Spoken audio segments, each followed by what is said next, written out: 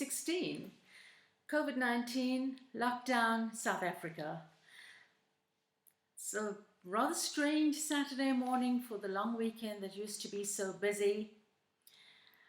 And when you look at this now and you ask yourself, is this really the way we want to spend our time?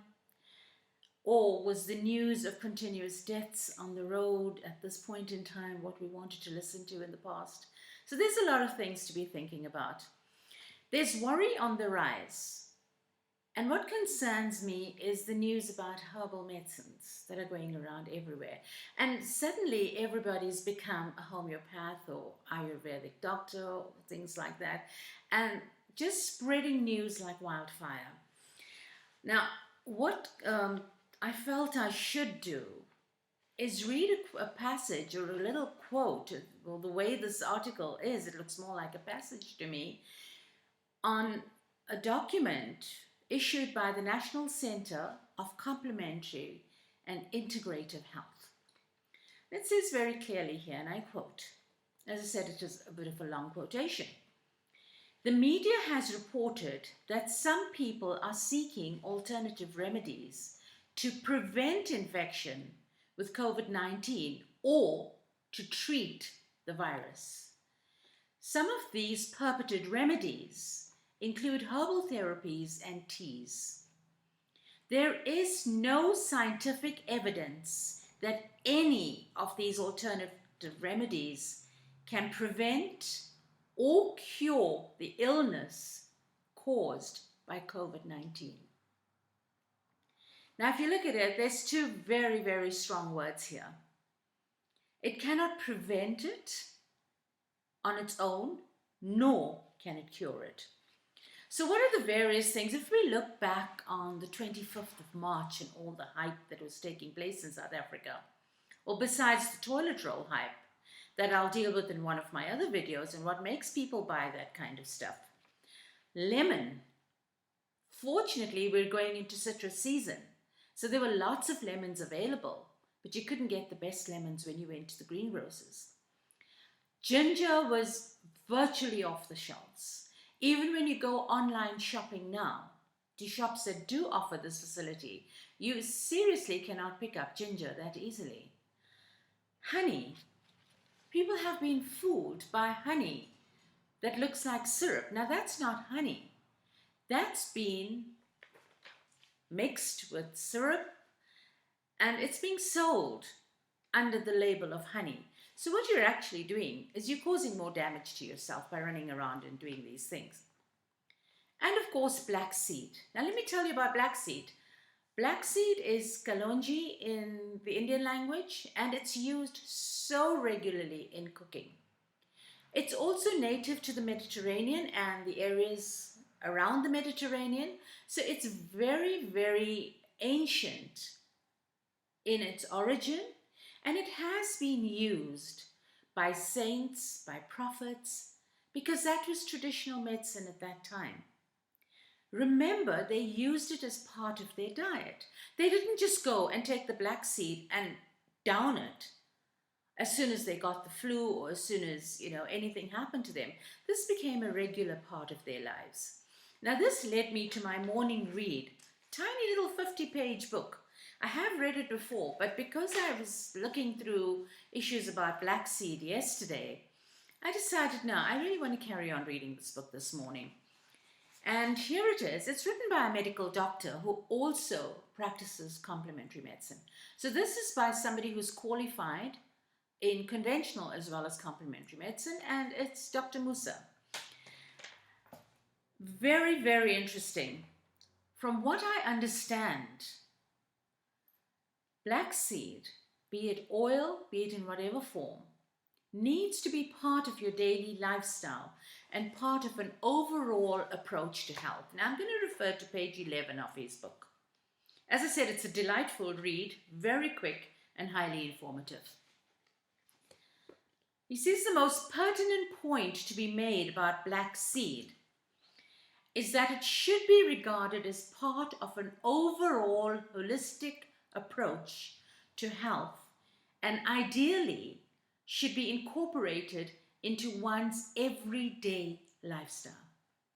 In this way, the many nutritional and healing properties contained in the seed can help build the body's immune system over time, supplying it with the optimum resources it needs to help prevent and fight illness. So this has to be done over time. Now, within households, social distancing is pretty difficult. So when I look at Sadhguru's approach to this, and he's got a very light-hearted approach, and in times like this, we need a bit of lightheartedness. And he says, all this time, you've been hooked on your phones. So if somebody has symptoms at home and you're not quite sure of it, communicate by phone, communicate using social media. You've been doing all this time. It doesn't mean that if you're in a home together that you're forced to be physically together. And if somebody is not feeling well, do not worsen the situation. And it might sound weird, but you've been texting all this time, so continue texting the person for your own safety and your own health. And this was in an interview with India Today, when, we all know him as Sadhguru, but he's Jaggi Vasudev. And he explained that COVID-19, the virus, is not against the human body. The virus thrives in the human body. The virus wants the human body.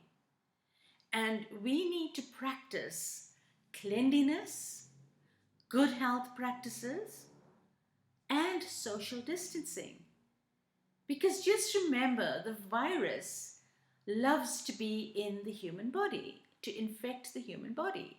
And in order to spread another human body in close proximity is the easiest way. So stop feeding the virus by disobeying the rules. Social distancing, cleanliness is of utmost importance. And Sadhguru also says this is the first time in the history of man that by doing nothing, you are doing so much for your community and your country. He's pleading to people, just do nothing. Just stay at home. Continue working through your internet and things like that, but keep away from physical contact. It's the time to get inside your own mind. In India, it's very common to use turmeric and a certain leaf called the neem leaf. Now, turmeric has anti-inflammatory properties. If you break down the chemical, that has that as well. Now, let's go to somebody who's had arthritis, and so your friend says to you, take turmeric capsules. You're not going to get rid of that arthritis in 5 minutes of taking the capsule. It needs to become part of your lifestyle. You need to incorporate turmeric in whatever you're eating. So be very mindful about that. And he also says physical exercise. We have space issues. So jog on the spot for 10 minutes. Think about your days in primary school. Do you remember when your teachers punished you and said run on the spot? Here's your opportunity. Thank them for it. Practice it.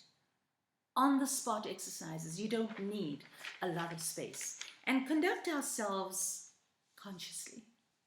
Whatever we do, do it consciously. I know this is the long weekend. I know that you've probably splashed out if you could afford it.